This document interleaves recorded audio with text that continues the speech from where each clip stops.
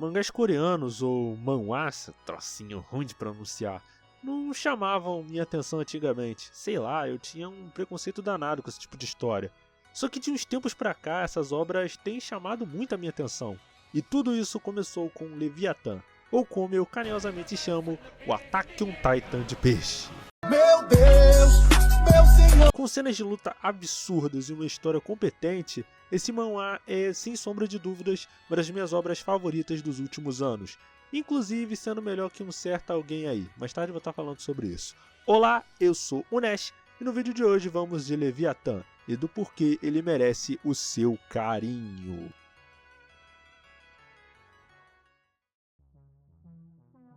Olá pessoas, aqui mais uma vez é o Nesh e vamos de vídeo, né? Vocês viram que eu demorei um tiquinho para lançar conteúdo novo, né? Acontece, às vezes você só não quer se matar de tanto trabalhar a troco de nada. Loucura, né não? Patético. Mas enfim, vamos pro título de hoje, né? Leviathan é escrito por Lee Gyun-tag e ilustrado por No Myung.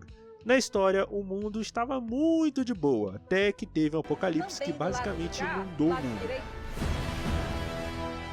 É tipo aquele filme Waterworld, tá ligado? Aquele do Harrison Ford. Não, que... Harrison Ford o que, pô? É Kevin Costner, o nome do maluco lá, do brincante lá. Por que eu tô falando isso? Ninguém nesse canal vai pegar essa referência? Que loucura. Mas fica tranquilo, esse manhwa, diferente do filme, é muito bom. Nesse mundo surgem criaturas marinhas gigantes e aterrorizantes, os Leviathans. Agora, os humanos vivem em cidades-barco enormes enquanto tentam sobreviver. Em meio a tudo isso, temos a família Ma. Na família, temos o pai Theon, a pequena Lita e nosso protagonista Bota, que vivem num pequeno barco, enquanto o pai vasculha os destroços submersos da humanidade para sobreviver. Até que a família é atacada por um Leviatã muito poderoso. O pai se sacrifica para salvar o Bota e a Lita, e quando eles estão prestes a morrer, são salvos por Kanna, provavelmente a mulher mais motherfucker que você vai ver hoje. Kanna é uma arpoadora de 3 estrelas, ou seja, uma caçadora de Leviatãs. Agora ela leva as duas crianças para a cidade-navio conhecida como Union Busan. Porém, eles não sabem o que os espera, nem a relação de Kanna com Theon.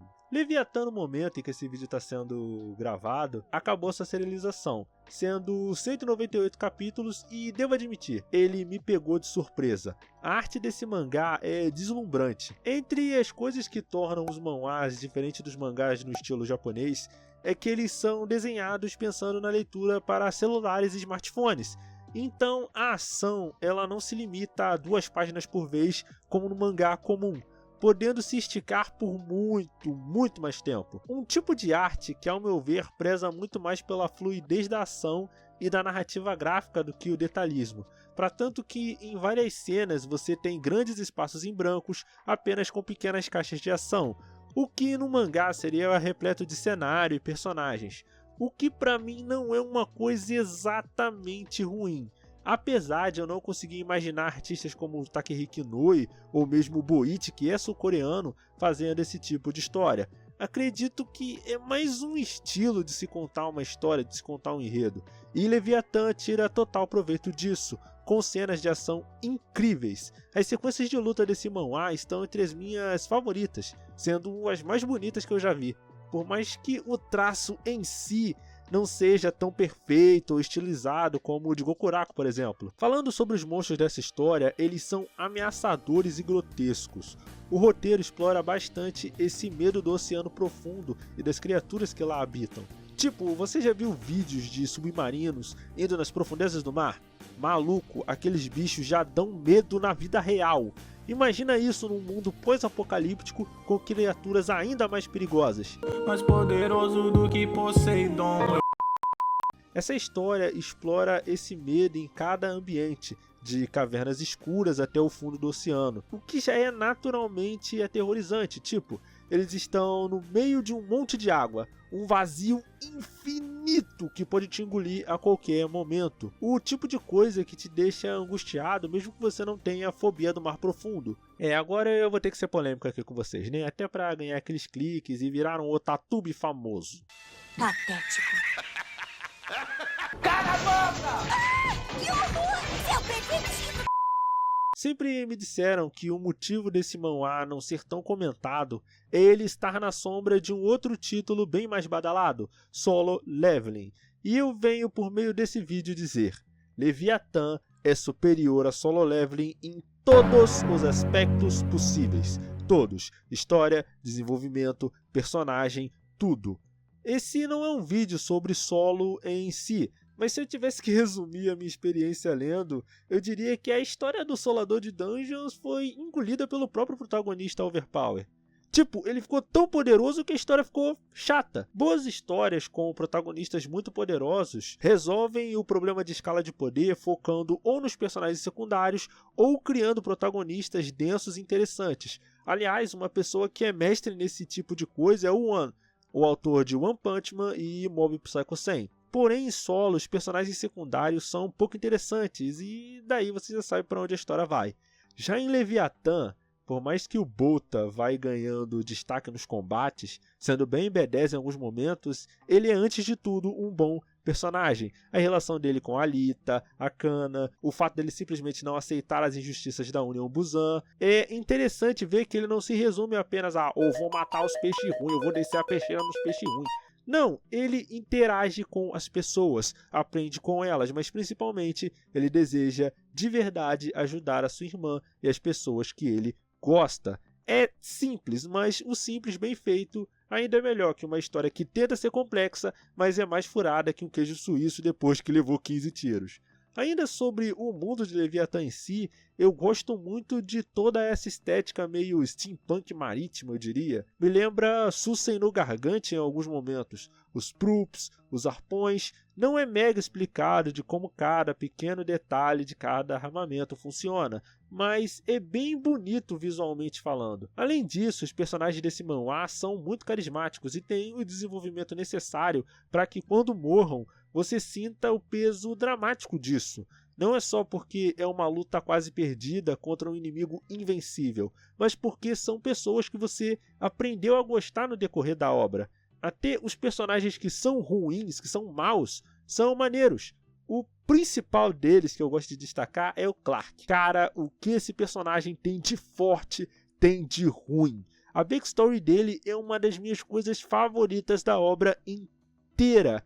Ele era basicamente uma criança que adorava trucidar seus animais de estimação. Seu pai, temendo que ele virasse um assassino, o recruta para ser um arpoador e matar Leviathans, fora o plot twist insano dele mais pro final da história. Até mesmo a Alita, a irmã do Bota, que normalmente seria apenas uma personagem feminina dane-se, ganha papel central dentro da história, o que me faz lembrar da minha coisa favorita dessa história, Kana. Olha, se você está gostando do vídeo, considere se inscrever, dar o like e comentar outras obras e outros manhwas que você gostaria que nós fizéssemos vídeo. Tamo junto! Olha para esse personagem. É o pacote completo.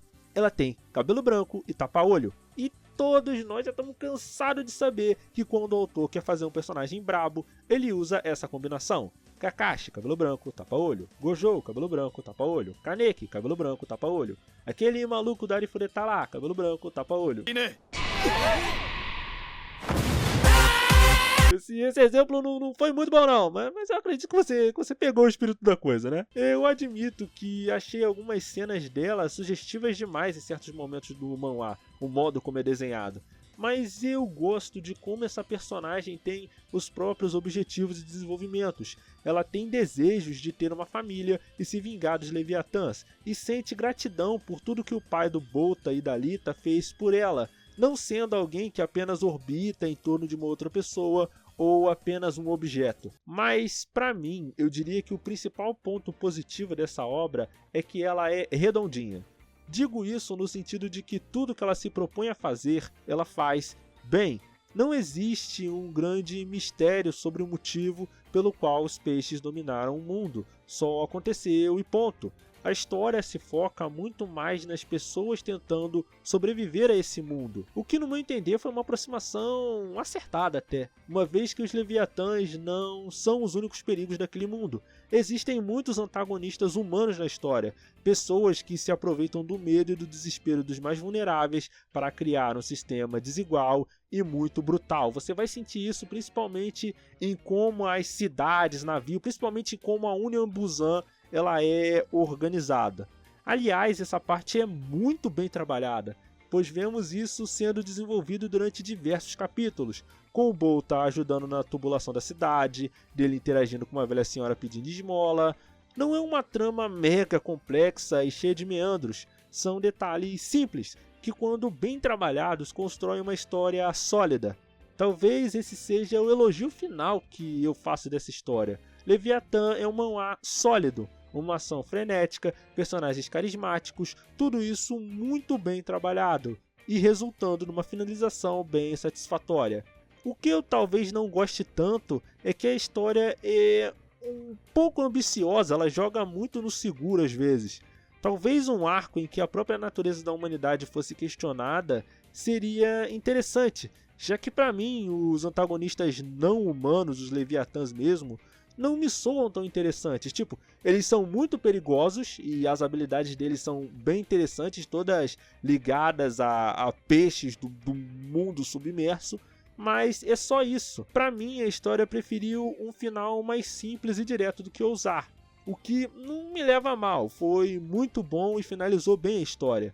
Talvez tenha faltado algum detalhe de grande impacto. Aquele um detalhe que torna uma obra marcante, como o próprio Solo Leveling, que mesmo com seus problemas consegue no início já te pegar de jeito com aquele começo impactante e muito brabo. Eu sei que desci muito malho nesse manhwa, mas eu realmente espero que a adaptação para anime de Solo Leveling seja competente, até para tornar viável animações de outros títulos desse tipo. Até mesmo porque todos nós sabemos o que aconteceu da última vez que o mangá coreano foi mal adaptado, né? Em resumo, Leviatã é uma ótima história de apocalipse, perfeita para você que quer conhecer uma obra com estilo e temática diferenciada. Super recomendo!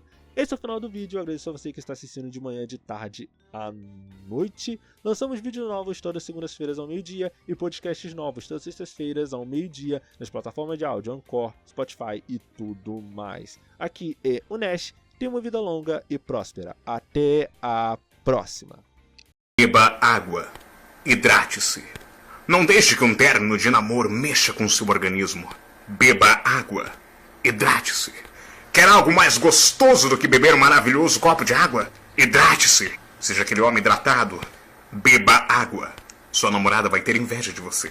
Ela irá dizer, nossa, como ele bebe água, como ele é hidratado, por que eu terminei com ele? Beba água. Hidrate-se. Vou até tomar um pouco agora. Caralho, como eu tô hidratado. Vou até beber um pouco mais. Porra, eu tô muito hidratado, meu corpo é uma máquina. Vou beber tudo. Eu sou um novo homem. Vou beber mais água, eu preciso estar hidratado, eu preciso estar hidratado. Beba água. Beba, hidrate-se. Que delícia.